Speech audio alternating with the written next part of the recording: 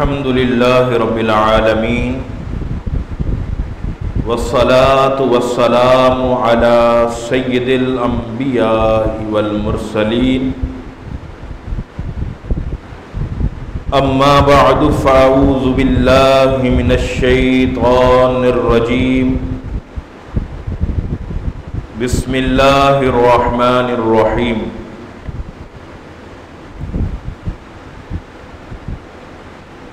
फ़सल्लि लिरब्बिका वन्हर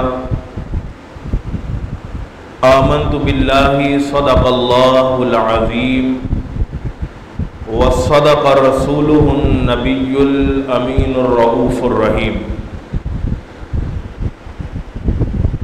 इन्नल्लाह व मलाइकतहु युसल्लूना अलन नबी या अय्युहल्लज़ीना आमनू सल्लू अलैहि व सल्लिमू तस्लीमन कसीरन कसीरा।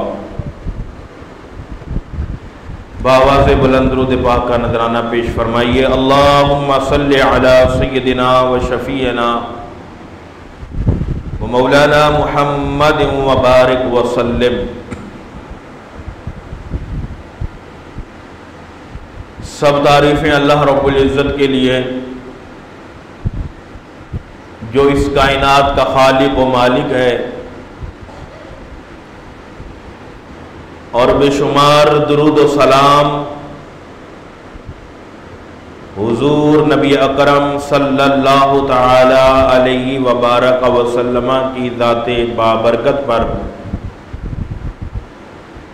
कि जिनके सदक़े अल्लाह रब्बुल इज़्ज़त ने इस कायनात व माफ़ीहा को तख्लीक़ फरमाया।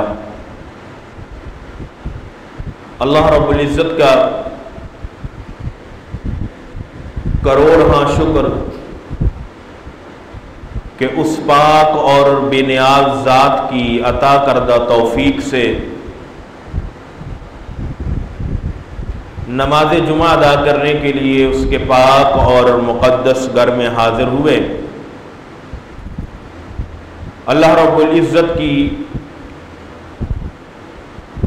पाक बारगाह में दुआ है वो रब्बे करीम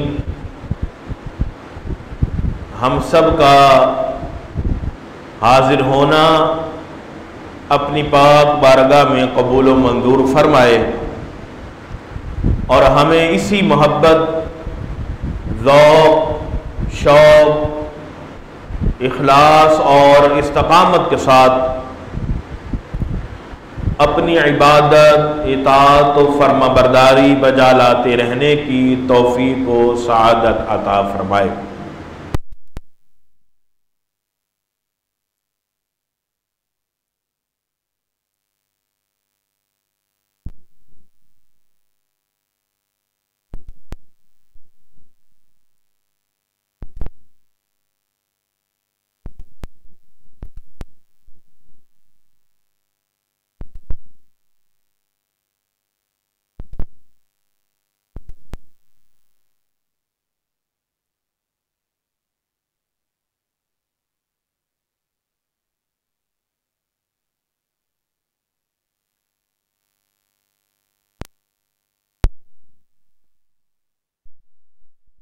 कुर्बान किया जाता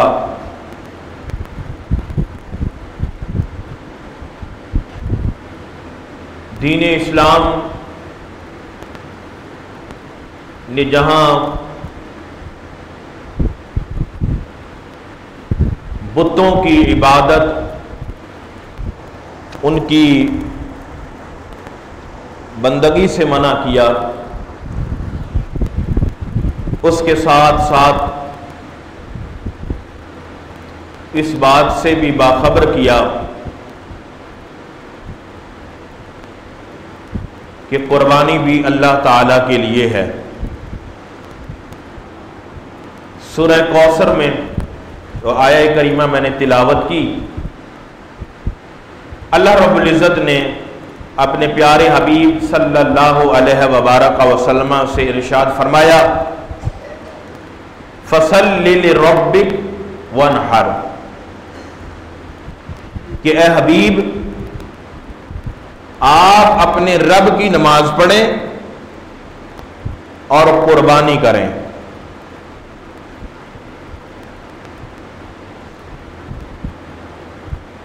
जिस तरह अल्लाह के सिवा किसी की नमाज नहीं, नमाज किसी के लिए नहीं हो सकती अल्लाह के सिवा,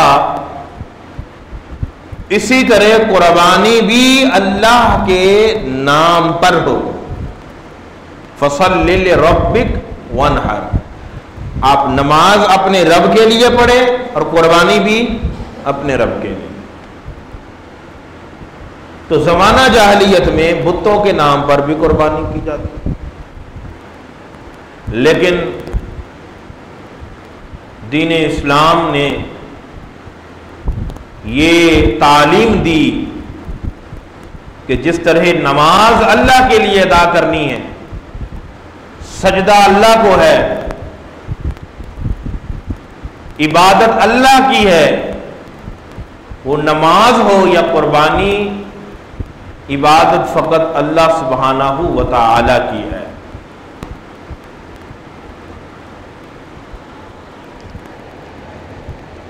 इस आया करीमा के तहत मशहूर मुफस्सिर काजी सनाउल्लाह पानीपत्ती रहमतुल्लाहि तआला अलैह लिखते हैं कि हजरत इकरमा, हजरत अता, हजरत कतादा फरमाते हैं कि फसल्लि लिरब्बिक, फरमाते कि यहां जो नमाज का हुक्म दिया जा रहा है, फरमाया इससे ईद की नमाज है, और वनहर जो नमाज के साथ कुर्बानी का हुक्म दिया जा रहा है, नहर करने का हुक्म दिया जा रहा है, तो फरमाया कि वो नमाज के बाद जो हम ईद उल अजहा के मौके पे कुर्बानी करते हैं, ये उसका हुक्म है।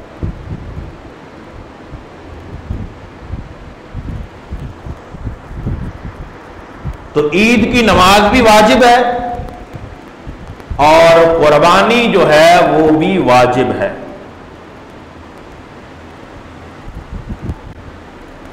नमाज भी अल्लाह के लिए और कुर्बानी भी अल्लाह के लिए। एक और मकाम पर अल्लाह सुब्हानहू व तआला ने फरमाया, कुल इन्ना सलाती व नुसुकी व महयाया व ममाती लिल्लाहि रब्बिल आलमीन, कि ए हबीब आप फरमा दीजिए कि बेशक मेरी नमाज, व नुसुकी और मेरी कुर्बानी, व महयाया मेरी जिंदगी, व ममाती लिल्लाहि रब्बिल आलमीन, ये सब कुछ आलमीन के रब के लिए। तो नमाज भी अल्लाह के लिए, कुर्बानी भी अल्लाह के लिए। हर मुसलमान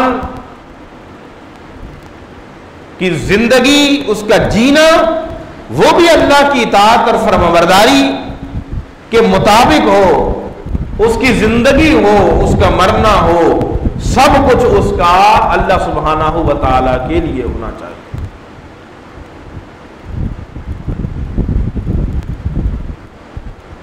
तो अब नमाज भी अल्लाह के लिए और कुर्बानी भी अल्लाह के लिए। तो एक जहन में बात आती है कि ये कुर्बानी जो अल्लाह के लिए है, तो इसमें हम कुर्बानी, कभी अल्लाह ने वुसअत दी है, अल्लाह ने माल से नवाजा है, तो एक बंदा कुर्बानी अपनी जानिब से कर रहा होता है और एक कुर्बानी नबी पाक सल्लल्लाहु अलैहि वसल्लम की तरफ से कर रहा होता है, अपने वालिदैन की तरफ से कर रहा होता है। कोई अगर कुर्बानी करता है कि ये जी मैं शेख अब्दुल कादिर जिलानी कुतुब सुबहानी रहमतुल्लाहि ताला अलैह के लिए कर रहा हूं, या किसी भी अल्लाह के वली के लिए कर रहा हूं, तो जहनों में हमारे एक बात आती है कि कुर्बानी तो अल्लाह के लिए। तो बात दरअसल ये है कि कुर्बानी दर हकीकत वो अल्लाह के लिए है, जब जानवर ज़बह किया जाता है तो वहां नाम अल्लाह ही का लिया जाता है, जिक्र अल्लाह का होता है, नाम अल्लाह का लिया जाता है, लेकिन उसका सवाब वो किसी और की रूह को इसाल करना होता है कि ये जो अमल कर रहे हैं अल्लाह इसका सवाब जो है वो वालिदैन को पहुंचा दे, इसका सवाब अल्लाह तबारक व तआला की जात किसी बुजुर्ग को पहुंचा दे, इसका सवाब जो है अल्लाह तबारक व तआला की जात किसी जिसके नाम पर हम कर रहे हैं अल्लाह तबारक व तआला उसको पहुंचा दे। इसका मतलब कतन ये नहीं होता कि जब हम जानवर ज़बह करते हैं तो माज़अल्लाह अगर किसी बुजुर्ग के नाम पर कर रहे हैं तो अल्लाह का नाम छोड़कर उस बुजुर्ग का नाम लिया जा रहा होता है। तो कुर्बानी अल्लाह तबारक व तआला ने अगर वुसअत दी है, अल्लाह ने नवाजा है माल से, तो एक अपनी जानिब से कर ले, आका करीम सल्लल्लाहु अलैहि वसल्लम की जानिब से भी कर ले, आप बुजुर्गों की जानिब से भी कर लें, वालिदैन की जानिब से भी कर लें, आप साहिब निसाब हैं, बीवी नहीं है, अल्लाह ने वुसअत दी है कि बीवी के नाम से, बच्चों के नाम से भी आप कर लें। लेकिन ये कुर्बानी है अल्लाह के लिए, कुर्बानी है अल्लाह के लिए, क्योंकि जब जानवर ज़बह किया जाता है, उसका गला काटा जाता है, तो उस वक्त माज़अल्लाह अल्लाह के नाम को छोड़कर किसी बुजुर्ग का या किसी हस्ती का नाम नहीं लिया जाता, कुर्बानी है अल्लाह के लिए। लेकिन चूंकि वो अमल खालिद अल्लाह के लिए है तो वो आप वाजिब हो गई, तो आप अपनी जानिब से कर रहे हैं, और अगर किसी की जानिब से करते हैं तो उस पर वाजिब तो नहीं है, लेकिन आप चाहते हैं कि चलें जी इसका सवाब उसको मिल जाए, तो बस हम नाम दे देते हैं कि ये कुर्बानी मेरी तरफ से है और ये कुर्बानी वालिदैन की तरफ से है, या इस नियत से कि ये कुर्बानी की है, इसका बोझ गुरबा में तकसीम करेंगे और अल्लाह तबारक व तआला की जात उसका सवाब जो है वो उनको पहुंचा देगी। तो मैंने अर्ज किया, अल्लाह तबारक व तआला ने आका करीम सल्लल्लाहु अलैहि वसल्लम से फरमाया कुरान पाक में, फसल्लि लिरब्बिका वनहर, ए हबीब आप अपने रब के लिए नमाज अदा करें और कुर्बानी करें। तो नमाज ईद भी वाजिब हुई और कुर्बानी भी वाजिब हुई। अब कुर्बानी वाजिब हर एक पर नहीं होती, बल्कि जो माल के निसाब होता है, साब निसाब होता है, उस पर कुर्बानी वाजिब होती है।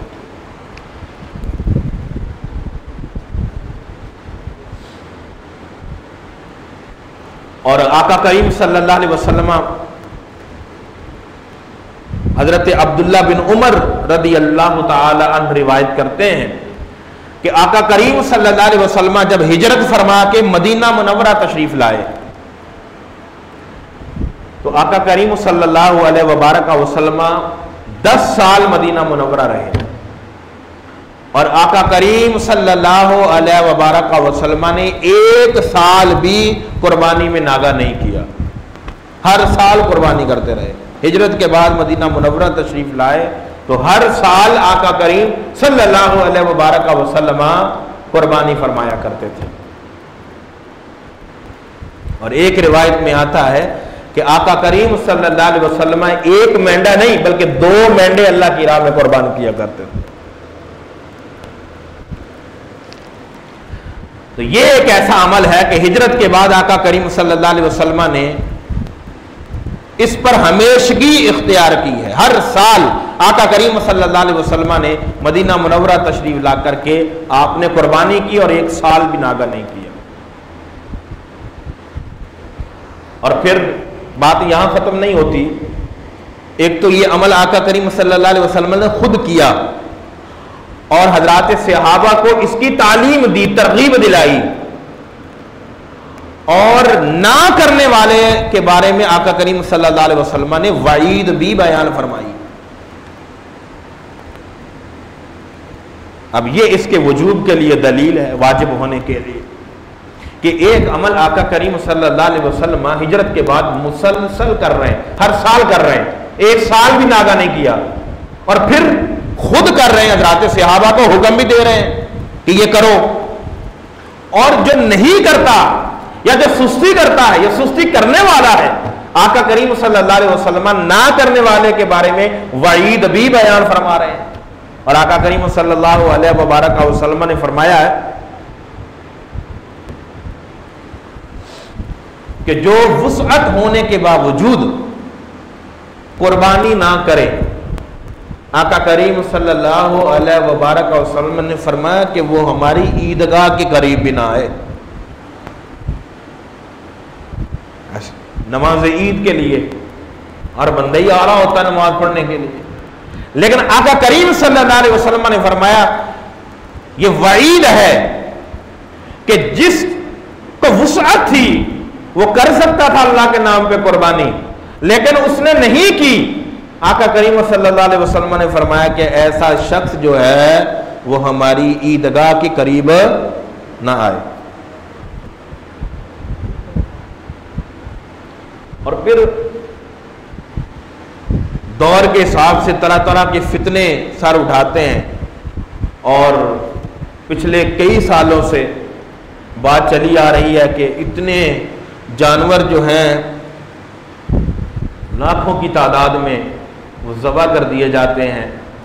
और इससे बेहतर तो ये है कि वही पैसा जो आप खून बहाने में जानवरों का ज़ाया कर देते हैं, इससे बेहतर तो ये है कि कहीं पानी का कूलर लगवा दिया जाए, किसी गरीब की मदद कर दी जाए, घर में राशन डलवा दिया जाए, किसी बच्ची की शादी कर दी जाए।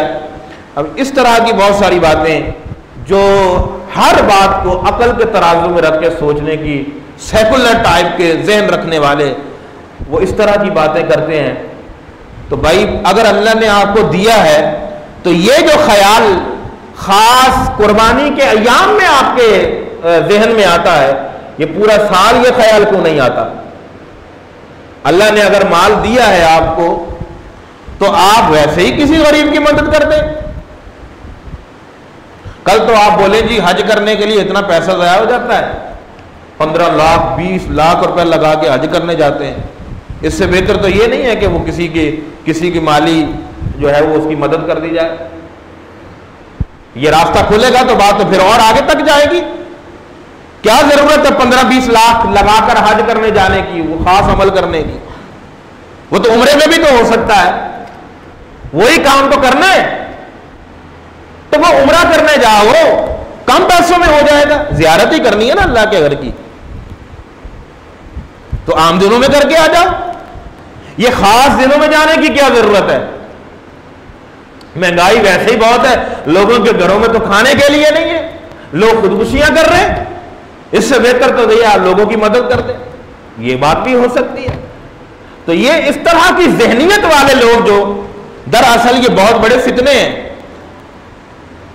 तो खास कुर्बानी के अयाम में ये सोच गालिब क्यों आती है कि कुर्बानी करने की जगह पे जो इतना पैसा यहां पर हमने लगाना है, इससे बेहतर है कि ये वाटर कूलर की जरूरत है, लोगों को पानी की जरूरत है, उनके पानी पीने का इंतजाम कर दिया जाए, गरीब लोगों की मदद कर दी जाए, किसी बेवा का सहारा बना जाए, किसी बच्ची की शादी कर दी जाए।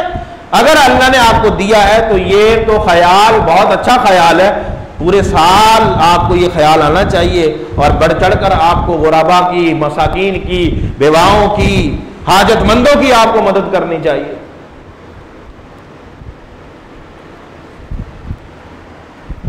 हम हैं अल्लाह के बंदे और जो हमें हुक्म दिया गया है हमने वो करना है। कुर्बानी के अयाम में अगर कोई 2 लाख का बैल लाए, 4 लाख का बैल लाए, उसका गला ना काटे, किसी को ऐसे हिबा कर दे, जाओ भाई ये मैं तुम्हें देता हूं, उसकी कुर्बानी हो जाएगी? नहीं होगी उसकी कुर्बानी। जानवर ले आया लेकिन ज़बह नहीं किया, खून नहीं बहाया, गला नहीं काटा, 4 लाख का 5 लाख का जानवर लाया तो उसने ऐसे ही किसी को दे दिया, दिन गुजर गए और दिनों में भी अगर उसने ऐसे ही किसी को दे दिया, उसका गला नहीं काटा, खून नहीं बहाया, उसकी कुर्बानी नहीं है। आका करीम सल्लल्लाहु अलैहि वसल्लम की हदीस मुबारका, आका करीम सल्लल्लाहु अलैहि वसल्लम ने इरशाद फरमाया, कुर्बानी के जो दिन हैं कुर्बानी के दिनों में खून बहाने से अफजल कोई और अमल नहीं है। बहुत सारी नेकियां हैं, लोगों को पानी पिलाना है, पानी का इंतजाम करना है, बेवाओं की मदद करनी है, बहुत सारे काम है नेकी के, खिदमत खल्क के बहुत सारे काम हैं। लेकिन कुर्बानी के अयाम में आका करीम सल्लल्लाहु अलैहि वसल्लम ने फरमाया खून बहाने से अफजल कोई अमल नहीं है। ये तरीका है जो शरीयत ने हमें बताया, ये तरीका है जो आका करीम सल्लल्लाहु अलैहि वसल्लम ने बताया, ये तरीका है जिस पर चलकर हम अल्लाह की मोहब्बत और मार्फत को पा सकते हैं, जिंदगी के मकसद में कामयाब हो सकते हैं। आका करीम सल्लल्लाहु अलैहि वसल्लम ने फरमाया कुर्बानी के अय्याम में खून बहाने से अफजल कोई अमल नहीं है। और फिर आका करीम सल्लल्लाहु अलैहि वसल्लम ने फरमाया यही जानवर जो तुम अल्लाह की राह में कुर्बान करोगे क़यामत वाले दिन, यही जो जानवर है अपने सींगों के साथ, अपने बालों के साथ, अपने खुरों के साथ अल्लाह तबारक व तआला की बारगाह में हाजिर हो जाएगा। फिर आका करीम सल्लल्लाहु अलैहि वसल्लम ने फरमाया कि खुश दिली से कुर्बानी किया करो। और जब अल्लाह की राह में माल देना है तो फिर वो माल भी सुथरा होना चाहिए, बेहतर होना चाहिए, क्योंकि अल्लाह तबारक व तआला ने फरमाया लन तनालुल बिर्रा हत्ता तुनफिकू मिम्मा तुहिब्बून, तुम नेकी के कमाल को हरगिज नहीं पहुंच सकते जब तक कि तुम अपनी महबूब चीज अल्लाह की राह में खर्च ना करो। नेकी के कमाल को पहुंचना है, नेकी के कमाल को पहुंचना है तो फिर अल्लाह की राह में वो चीज देनी है जो सबसे ज्यादा महबूब है, जो आपको अच्छी लगती है, जो आप अपने लिए अच्छी समझते हैं, जो आपको महबूब है, जो आपको बाती है, जो आप अपनी जात के लिए पसंद करते हैं। हमारा रवैया बदकिस्मती से ये है कि अगर तो लाना हो जानवर तो कुर्बानी देनी है, जैसे आप पता है उसका गोश्त तो घर में आना है, तो वो तो जानवर फरबा भी ले आते हैं, 4 पैसे ऊपर दे के भी ले आते हैं कि जाए कि नीयत ये कि अल्लाह की राह में कुर्बान करना है, लेकिन गोश्त के मालिक तो हम होंगे। लेकिन इसके मुकाबले में अगर सदके का बकरा देना हो, पता है कि सदका है, ये तो मदरसे के बच्चों को जाएगा, ये तो उन्होंने खाना है, तो उसके लिए तो ऐब वाला भी चल जाएगा, ठीक है कि हो जाएगा, वो कोई मसला नहीं है। ये तो जानवर कुर्बानी का जो होता है उसके अंदर ये सारी चीज़ें हैं, कोई ऐब से पाक हो, ऐब नहीं होना चाहिए, सदके वाला जो हो जाएगा। लेकिन बात यह है कि आप सदका दे क्यों रहे हैं, नीयत क्या है?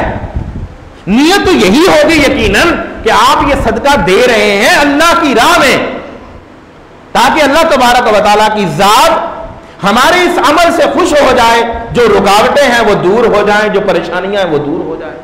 तो महबूब चीज जो है जब तक हम अल्लाह की राह में खर्च नहीं करेंगे, खुश दिली से नहीं करेंगे, तो नेकी के कमाल को अल्लाह फरमा रहा है कुरान में हरगिज नहीं पहुंच सकते। फिर जैसे मैंने अभी अर्ज किया है कि ये इस सोच के मालिक जो हैं वो ये फितने हैं, ये वो सर उठाते हैं।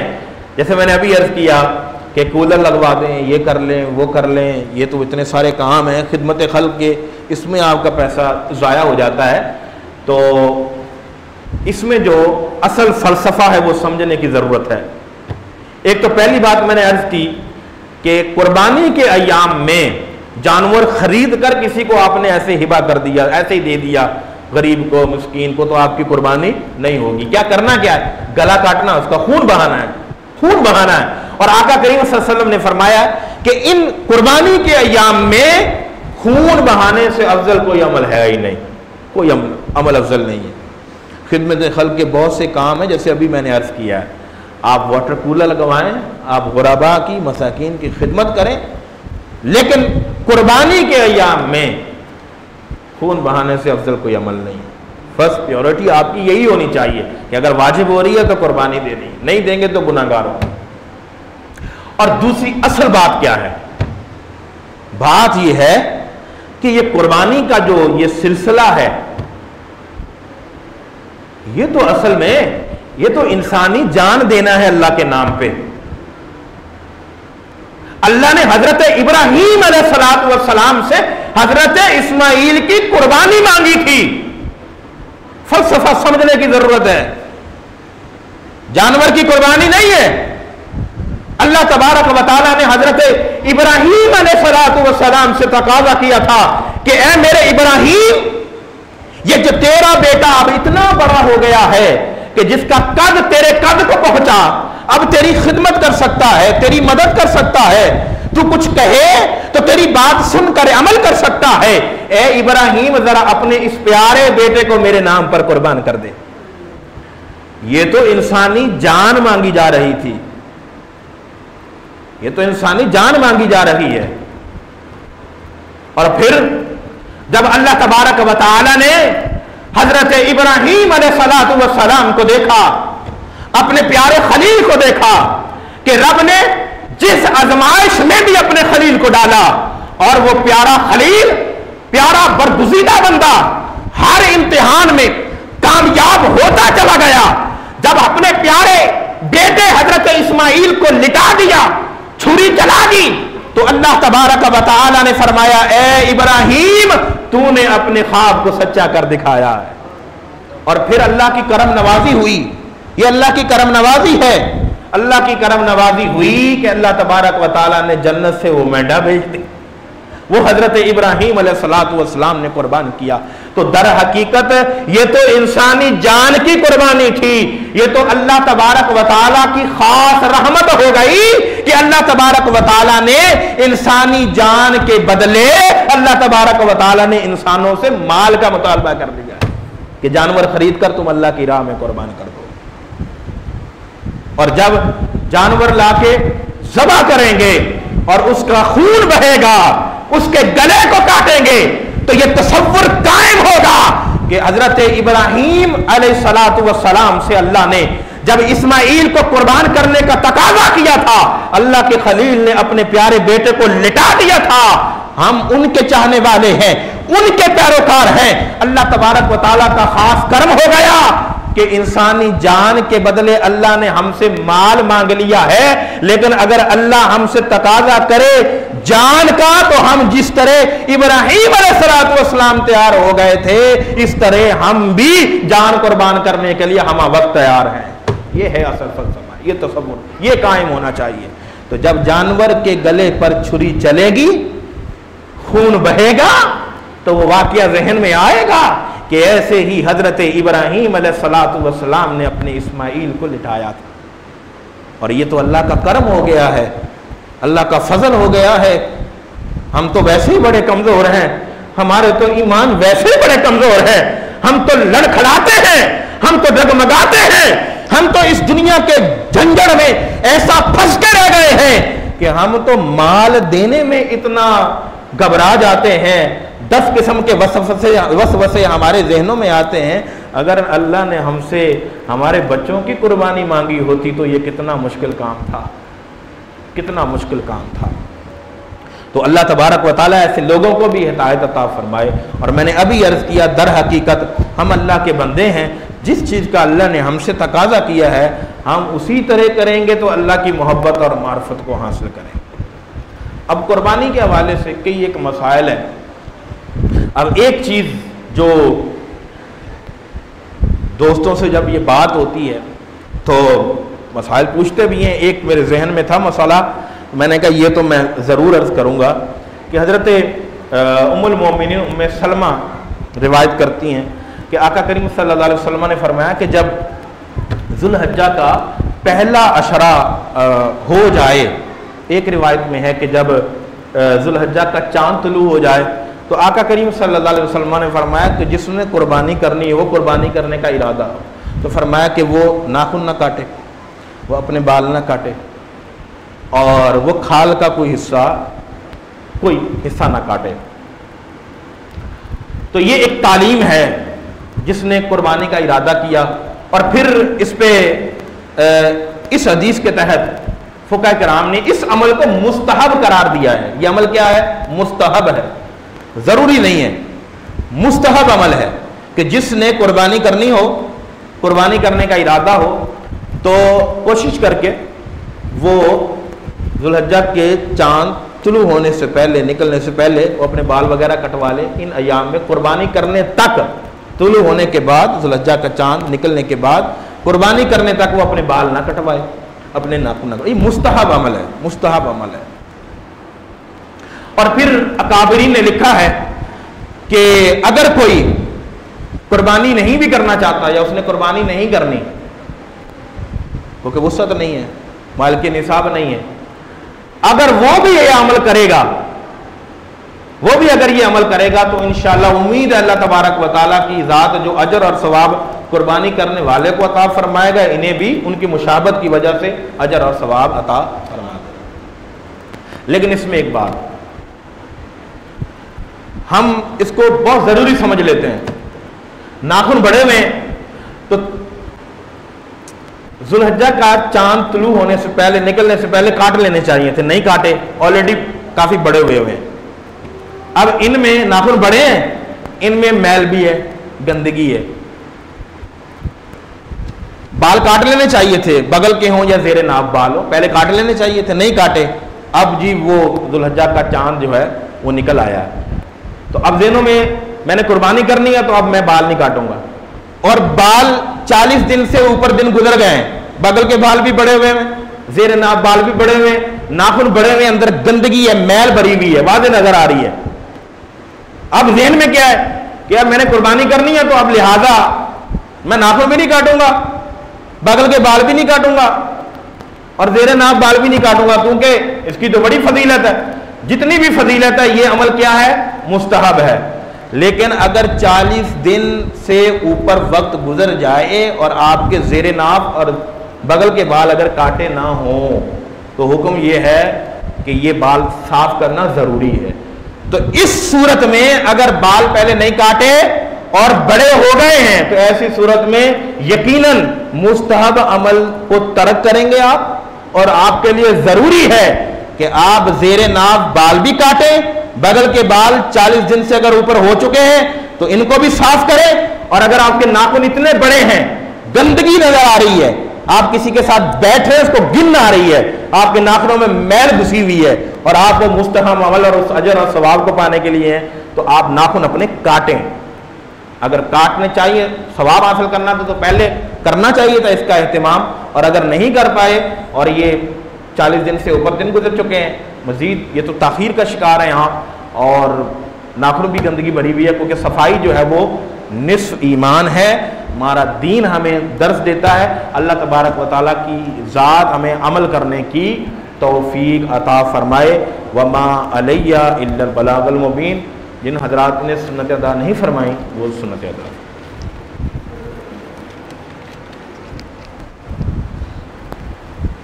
स्पीकर बंद कर दो।